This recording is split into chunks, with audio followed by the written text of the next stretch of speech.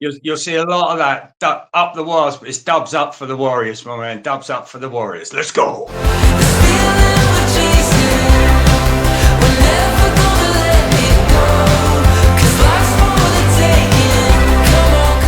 Delighted to be joined by PQ, West Warriors superfan. PQ, how excited are you about Saturday's game?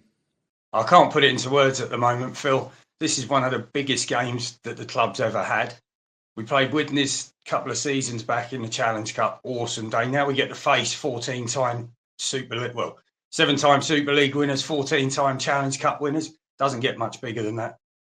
And tell us a bit about West Warriors, the history and what the club stands for. Well, basically, the club all stands for, it's in Kimbo Parkinson's image. He built it, foundationed it. It's a place where young Kiwis, young Aussies come from 10,000 miles away on their own, feel part of a family and a brotherhood. And it's just about keeping that family bond going. So when you come in, I've never done it, but you travel 10,000 miles away to a place you've never been and you have no mates. All of a sudden you meet up with Kimbo, you play a bit of footy, you meet a load of lads, you have parties together. You know, a lot of them all move in together as well. It's just it's more family than a rugby team. You know, and I come into it a little bit later, but what Kimbo's built down there is like unbelievable. You know, I mean, as far as I'm concerned, the guy's a legend anyway. So. And based out of Acton, normally share with the Wasps amateurs rugby union team, is that right? Yeah, we've been in there a few years now. We were on the road for a bit, but now we're like, that's our second home, but proper permanent home now. And it's the club looks after us. They've set us up with their own training pitch and everything. And the other thing is through the summer, because there isn't a lot going on in the summer, we can get like between 100 and 200 people come down for the big games, you know, which that money behind the bar then opens up to getting new equipment for the club and for Wasps as well. But it's just a win all round, really. And who do West Warriors, who their normal opponents in the league they play in during the summer? In the SCL, excuse me, Phil, we got Hammersmith Hills Hoist, who are our nemesis that are down the road at Hammersmith, obviously. You got Eastern Rhinos, who we played in the first round, that are in the northern part of Essex. It's not as closely, the journey times aren't as close as the NCL, because round here you travel from Eastern Rhinos down to Gloucester. You know, you're looking at a weekend trip. So you got the Bristol All Golds, Brentwood Eels, used to be London Scholars in there, North Hearts Crusaders, Bedford Tigers, I know I missed one out, London Chargers, who have won, they used to be the kings of the CLS before it went SCL. So there's some tough competition in there. A lot of developing teams in there as well. And Warriors are always there and thereabouts at the end of the season. I mean, the last couple of grand finals we faced off against Hammersmith, brutal games. The way the game's played has been brutal, but the skills on show have been terrific. Real tasty. And who can Rhinos fans look out for in Saturday? Who are the men to watch in West Warriors? Brad Arthur won't see this. Should be all right. Not giving away any secrets. No, no. The wife told me not to give any away either. But I'm going to be biased because throughout that whole team, from 1 to 17, every one of them will stand up. Out of them, there could probably be another 23 that would boot up as well. Fullback Blake Nahu plays the game like I haven't seen anyone else play it since Jared Bassett, our former legend, who's now finished at Broncos. We got Tamati Gribble on one edge and Reece Walker on the other, whose goal kicking is something special as well. Sinfield would love him. We got our half-back pairing, Jacob Thomas and Jack Payne, 6 and 7, would have slotted in nicely to the Rhinos, I'm sure, if Burrow, rest in peace, and Maguire weren't about at the time. Our 13, Liam O'Callaghan, there's a couple of names that Leeds fans probably will know. You got Neil Thorman at hooker, who's just Peter Pan of rugby league in London. The bloke never ages and just gets better and better. You know, he'd be like playing at 60 and still be making the young'uns look poor. Then we got the Greenhow twins, who formerly are London Scholars, 2 legends, powerhouses through the middle, a bit like Peacock and McDermott in their prime, you know. And then on the bench, I'm not sure who's going on the bench, but we got a couple of big lads, Sammy G, who's an absolute weapon. And then there's another lad who you may know of his father, a young man called Poaching, Big Willie Poaching.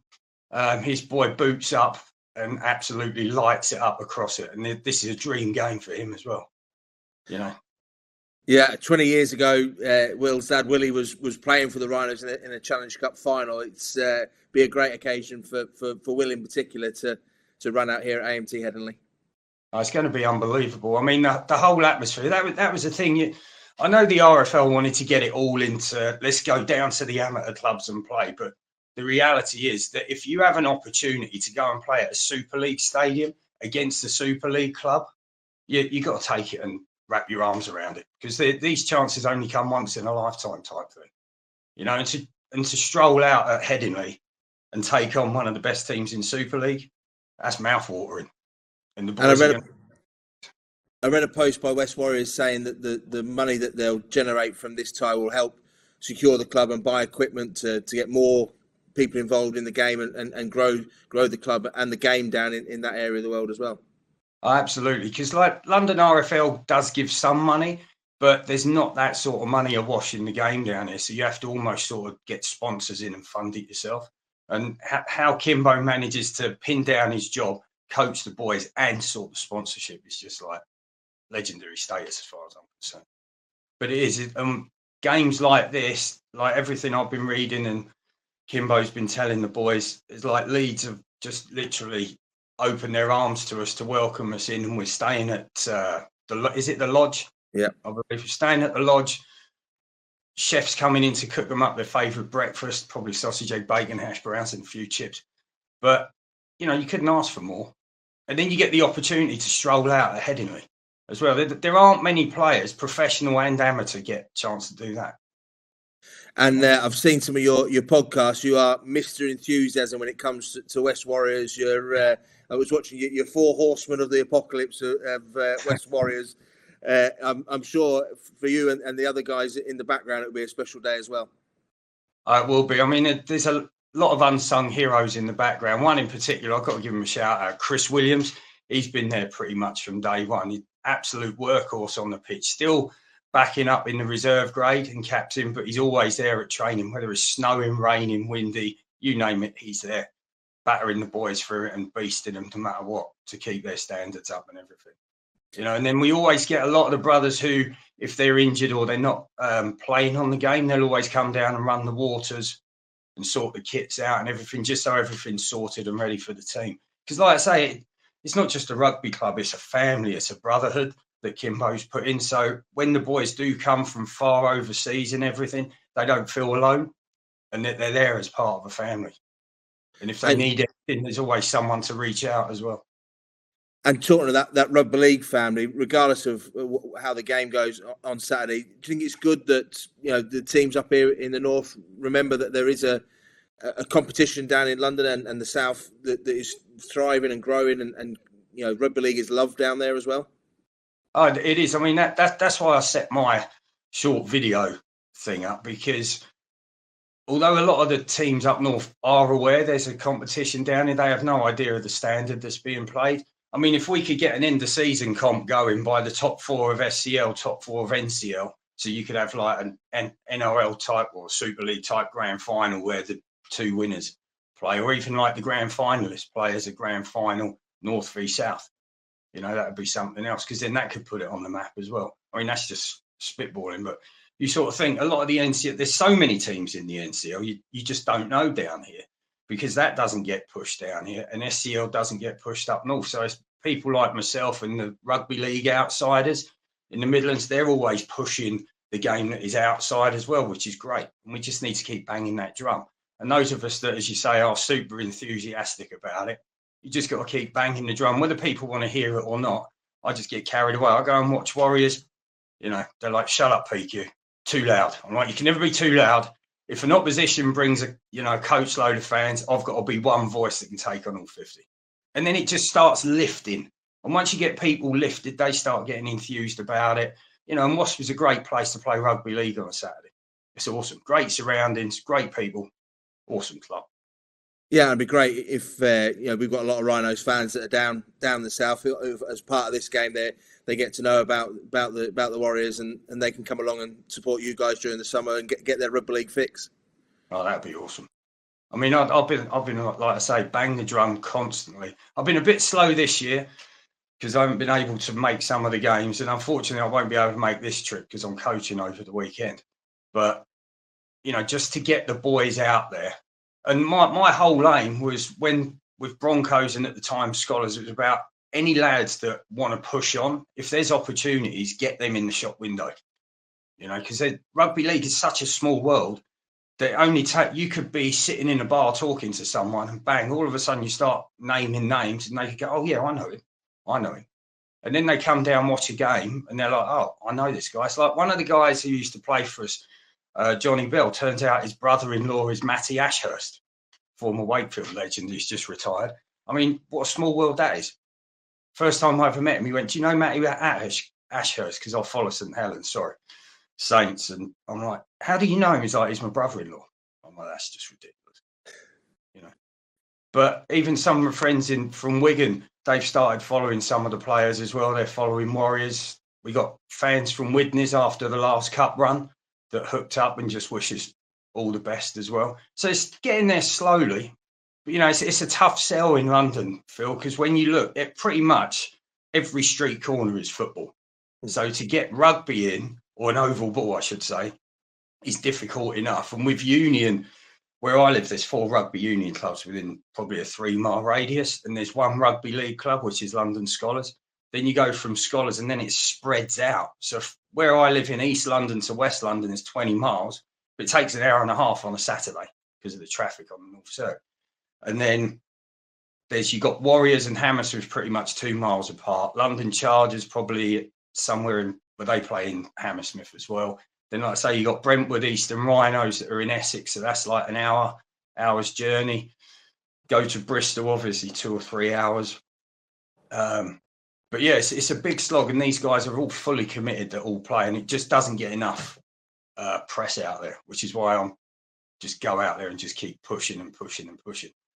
It's just when the wife lets me do a video. So when you messaged this morning, she was like, "You're joking. This has got to be a wind up." I'm like, I don't think it is. I don't think this is. But she said, "Don't do your usual." So I took the cowboy hat off and took that one off as well. I thought I'd try and be a bit more sensible, Disappointing, PQ. Disappointing. So you said you won't be here Saturday. So A, how are you going to keep in touch with the game? And B, who's going to be? Have you passed on the cheerleading duty? Who's going to be shouting up the wires for the Warriors? Well, as far as I'm aware, we got a whole coach going up Friday. There's a lot of people travelling up by train as well. There's one lad in particular, Joel Boom Holmes, who is literally the director of football verbally, and he is like, when he's unleashed on the sideline or whether he's in the main stand, he's like a force to be reckoned with. He'll take on all comers. He's awesome. And then the backup he has when all the other guys are out there, it's just phenomenal. I think they're trying to get those big heads for the game as well, but Leeds Rhinos players should be frightened. What's coming up the M62 and around to Headingley is going to unleash a beast and a half, and it will be a belting game. Score prediction finally? Well, it will be a tough one to overcome the standards that the Rhinos have set. In my heart, I would love to see it like a 24-22 to us, or maybe a 25-22 with a Jacob Thomas or Jack Payne drop goal at the end to slot it, and we go into the hat for round 4. But, you see it online, they're all going, it's going to be 100-0 this.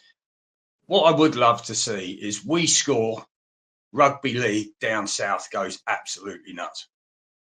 We get 2 tries. I'll have to be resuscitated in the local A&E probably, because I'll be like, oh. But no, it's just going to be about the game, and how a club that starts off from nothing, from one guy's dream of playing rugby league, is now turned into a full journey playing a Super League team. You look on paper, you think Leeds Rhinos, 12 other Super League teams, London Broncos, last London team to play you, and now we get to play you.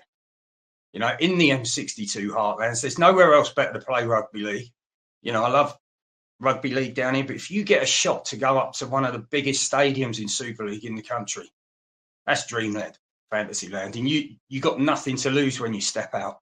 Just show what you got, give it your best, and the efforts will be rewarded.